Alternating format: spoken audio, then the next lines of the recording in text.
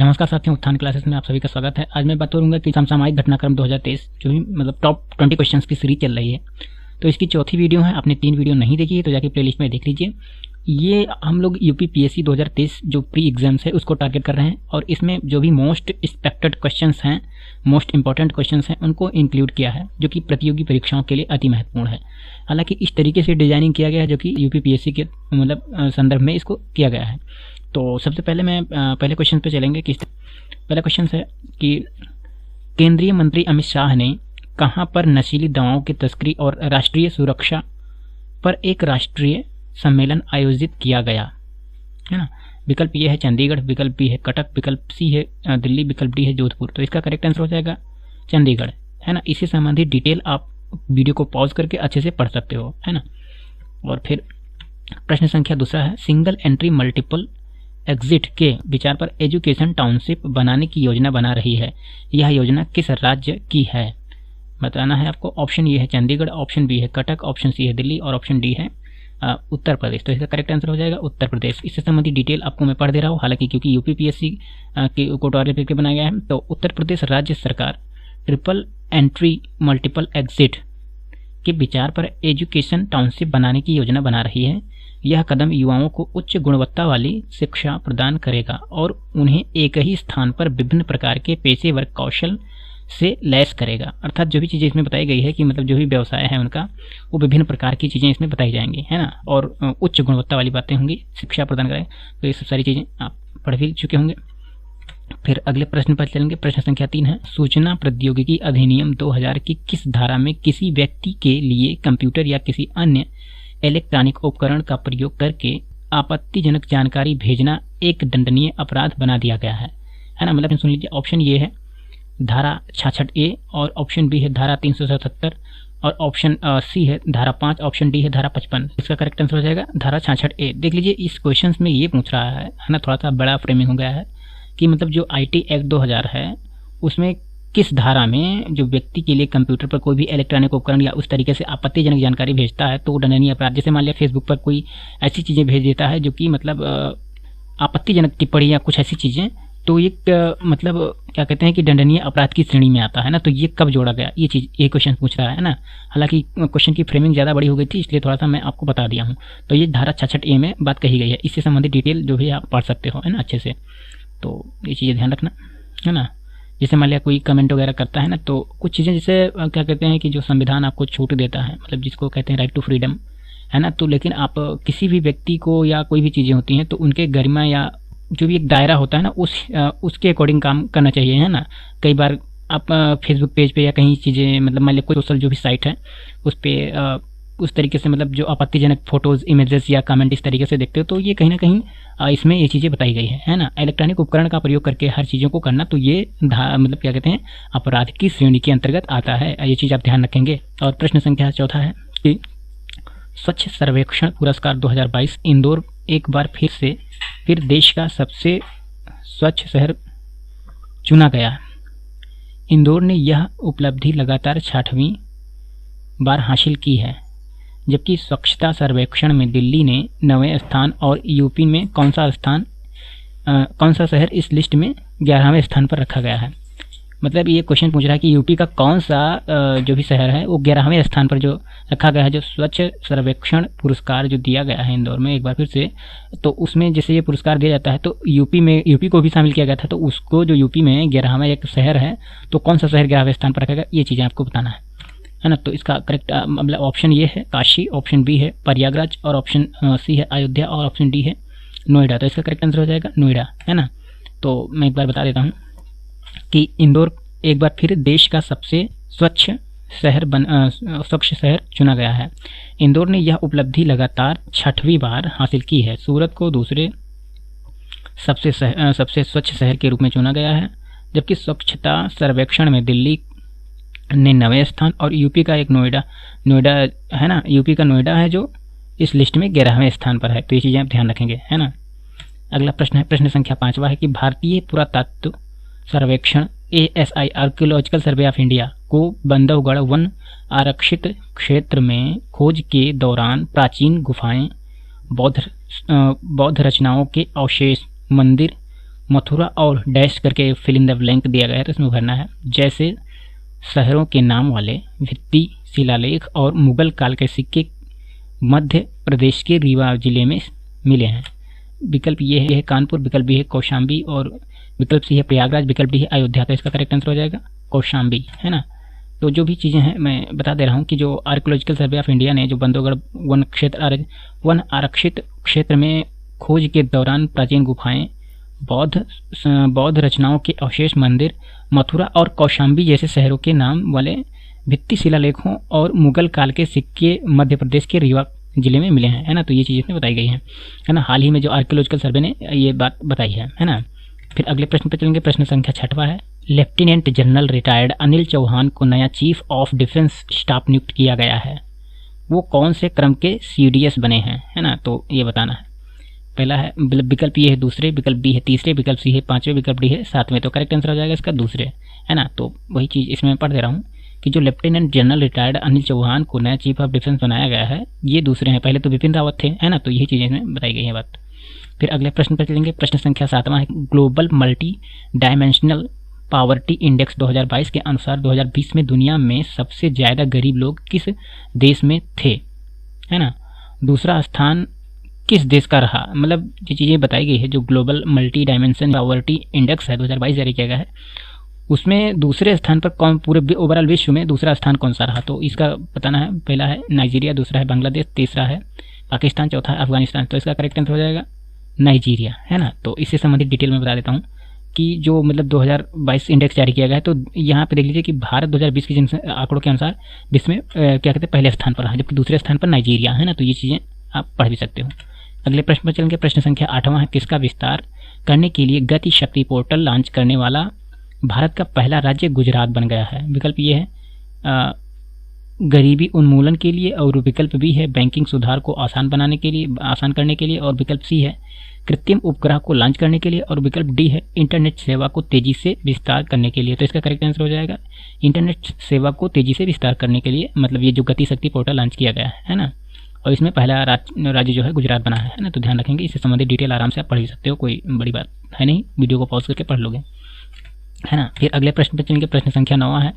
मानव स्थिति की बेहतरी के लिए अंतरिक्ष विज्ञान और प्रौद्योगिकी के योगदान का जश्न मनाने के लिए संयुक्त राष्ट्र का विश्व अंतरिक्ष सप्ताह WSW प्रतिवर्ष 4 से 10 अक्टूबर तक दुनिया भर में मनाया जा रहा है। विश्व अंतरिक्ष सप्ताह 2022 का विषय क्या है। विकल्प ये है अंतरिक्ष में मानव को पहुंचाना, विकल्प बी है क्लीन अर्थ क्लीन स्पेस, और विकल्प सी है स्पेस एंड सस्टेनेबिलिटी, और विकल्प डी है बेहतरी के लिए अंतरिक्ष विज्ञान और प्रौद्योगिकी के योगदान। तो इसका करेक्ट आंसर हो जाएगा स्पेस एंड सस्टेनेबिलिटी, है ना। तो इससे संबंधित डिटेल आराम से आप पढ़ सकते हो, है ना। तो इसमें जो WSW का मतलब है वर्ल्ड स्पेस वीक, है ना। पहला है मतलब क्वेश्चन नंबर अगला है 10वां है। कैच द रेन अभियान कब शुरू किया गया था। विकल्प ये है मार्च 2021, विकल्प बी है मार्च 2023, विकल्प सी है मार्च 2022, और विकल्प डी है मार्च 2020। तो इसका करेक्ट आंसर हो जाएगा मार्च 2021। इससे संबंधित डिटेल आप पढ़ सकते हो। अगले प्रश्न पर चलेंगे। प्रश्न संख्या 11 है। केंद्रीय बजट 2023-24 में रेलवे के लिए कितनी पूंजी परिव्यय प्रदान किया गया है। 1.40 लाख करोड़, विकल्प बी है 2.40 लाख करोड़, विकल्प सी है 3.40 लाख करोड़, विकल्प डी है 4.40 लाख करोड़। तो इसका करेक्ट आंसर हो जाएगा 2.40 लाख करोड़। इससे संबंधित डिटेल आराम से आप पढ़ सकते हो, है ना। तो अगले प्रश्न पर चलेंगे। प्रश्न संख्या है 12। Baker foods company Britannia industries के नए CEO रजनीत कोहली बने हैं। कंपनी की स्थापना कब हुई थी। ब्रिटानिया कंपनी है, जो ब्रिटानिया इंडस्ट्रीज है, इसकी स्थापना कब हुई थी, ऐसा क्वेश्चन पूछ रहा है। पहला है 1992, विकल्प ये है 1892, विकल्प बी है 1992, विकल्प सी है 1800, विकल्प डी है 1953। तो इसका करेक्ट आंसर हो जाएगा 1892। इससे संबंधित डिटेल आराम से आप पढ़ सकते हो, है ना। फिर अगले प्रश्न पर चलेंगे। प्रश्न संख्या 13 है। केंद्रीय गृह मंत्री अमित शाह ने बिहार के सारण जिले के सिताबदियारा में लोकनायक जयप्रकाश नारायण की कितने फीट ऊंची प्रतिमा का अनावरण किया। विकल्प ये है 15 फीट, विकल्प बी है 10 फीट, विकल्प सी है 20 फीट, और विकल्प डी है 30 फीट। तो इसका करेक्ट आंसर हो जाएगा 15 फीट। इससे संबंधित डिटेल आप आराम से पढ़ सकते हो। अगले प्रश्न पर चल के प्रश्न संख्या 14 है, दुनिया का सबसे बड़ा ग्रीन रेल नेटवर्क किस देश का बना है? विकल्प ए है ब्राजील, विकल्प बी है अमेरिका, विकल्प सी है चाइना, विकल्प डी है भारत। तो इसका करेक्ट आंसर हो जाएगा भारत। इससे संबंधित डिटेल नीचे दी गई है, आराम से आप पढ़ सकते हो। प्रश्न संख्या 15 है, उत्तर प्रदेश ने वित्तीय वर्ष 2023-24 के लिए कितना बजट पेश किया है? विकल्प ये है 2,90,242 करोड़ 43 लाख रुपए, है ना।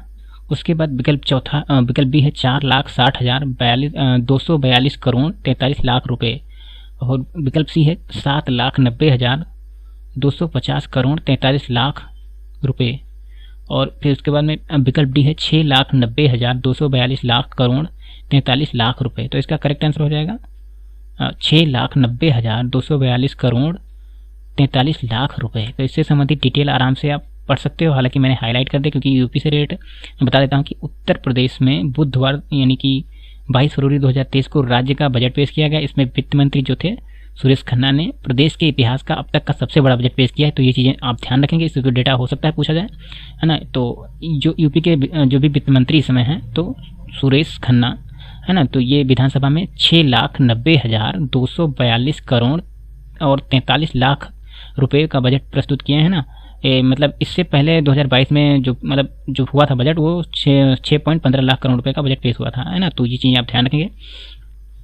फिर अगले प्रश्न पर चलेंगे। प्रश्न संख्या 16 है, हाल ही में किस समुदाय को उत्तर प्रदेश में अनुसूचित जनजाति का दर्जा मिला है ना। ये क्वेश्चन कहीं ना कहीं यूपी पीसीएस से बहुत हद तक रिलेट करते हैं और पूछे जाने के भी मतलब चांसेज होते हैं। तो इसका ऑप्शन पहले सुन लीजिए, बुक्सा समुदाय, और ऑप्शन बी है गारो समुदाय, विकल्प ऑप्शन सी है भील समुदाय, और ऑप्शन डी है गोंड समुदाय। तो इसका करेक्ट आंसर हो जाएगा गोंड समुदाय। इससे संबंधित डिटेल हालांकि मैं एक बार बता देता हूँ, ऐसे ही देख लीजिए। जो उत्तर प्रदेश में बहुत सारी मतलब जनजातियाँ होती हैं, तो इनमें से इसमें दिखाई गई है।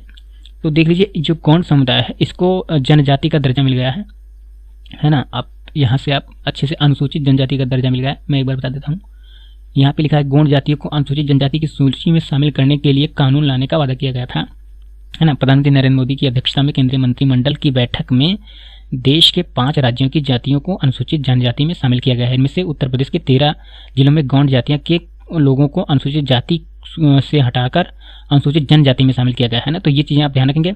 इसके अलावा गोंड जातियों में से जो उपजातियां जैसे धुरिया, नायक, ओझा और पठारी तथा राजगौंड को भी अनुसूचित जनजाति में शामिल किया गया है ना। तो ये चीज़ें कई बार हो सकता है इनमें पूछेगा निम्नलिखित में से कौन सी जनजातियां इसमें शामिल नहीं है, तो इस 4-5 ऑप्शन दे देगा, एक आध तो वैसे दे देगा। तो ये भी चीज़ें आपको ध्यान रखनी पड़ेगी ना, ऐसे क्वेश्चन बनाए फ्रेम होते हैं ना। तो चलो कोई नहीं, अगले प्रश्न में चलेंगे। प्रश्न संख्या 17 है, यूपी सरकार ने प्रदेश के परिवारों के लिए सरकारी योजनाओं तक पहुँच को आसान बनाने के लिए एक online portal family ID one family one identity launch किया है। इसका उद्देश्य क्या है? विकल्प ये है जिनके पास राशन कार्ड नहीं है उन परिवारों को मुफ्त या सस्ता राशन उपलब्ध कराना है, और विकल्प बी है जिनके पास राशन कार्ड है उन परिवारों को मुफ्त या सस्ता राशन उपलब्ध कराना है, और विकल्प सी है सस्ता राशन उपलब्ध कराना है, और विकल्प डी है परिवार नियोजन। तो इसका करेक्ट आंसर हो जाएगा जिन परिवारों के पास राशन कार्ड नहीं है उन परिवारों को मुफ्त या सस्ता राशन उपलब्ध कराना है ना। तो मैं बता दे रहा हूँ कि यूपी सरकार ने प्रदेश के परिवारों के लिए सरकारी योजनाओं तक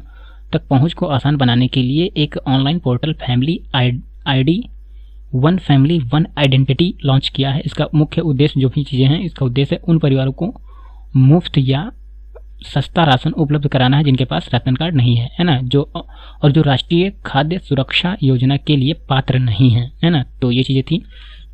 फिर अगला प्रश्न है, प्रश्न संख्या 18 है कि महिला बाल विकास मंत्रालय G20 अधिकार प्राप्त समूह की पहली बैठक कहाँ आयोजित हुई?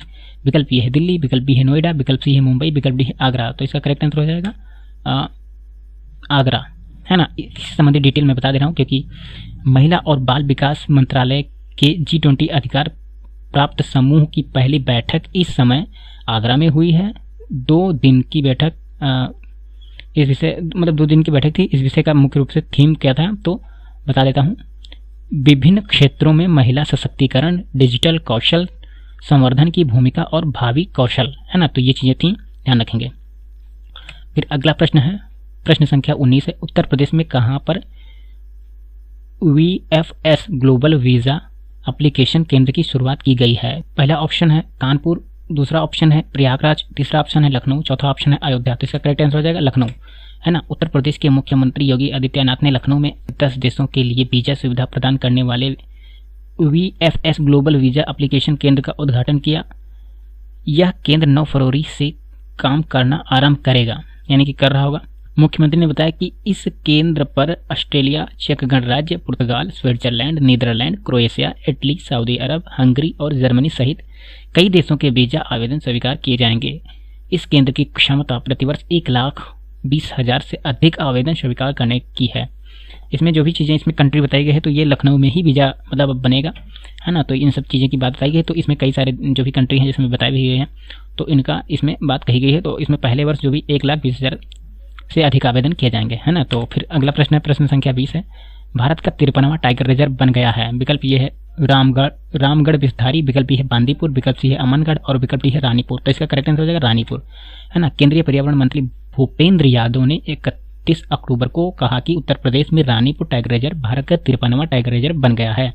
यूपी के चित्रकूट जिले में रानीपुर टाइगर रिजर्व, है ना, और दुधवा जो पीलीभीत है अमनगढ़ के बाद राज्य में चौथा टाइगर रिजर्व है। मतलब उत्तर प्रदेश में 4 टाइगर रिजर्व हैं, ये ध्यान रखेंगे। एक अमनगढ़ टाइगर रिजर्व है और क्या कहते हैं पीलीभीत टाइगर रिजर्व है और एक रानीपुर टाइगर रिजर्व है।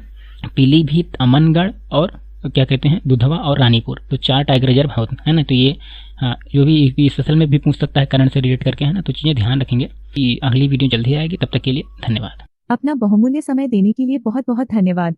उत्थान क्लासेज के संस्थापक अंबुज की तरफ से आप सभी को सफल होने की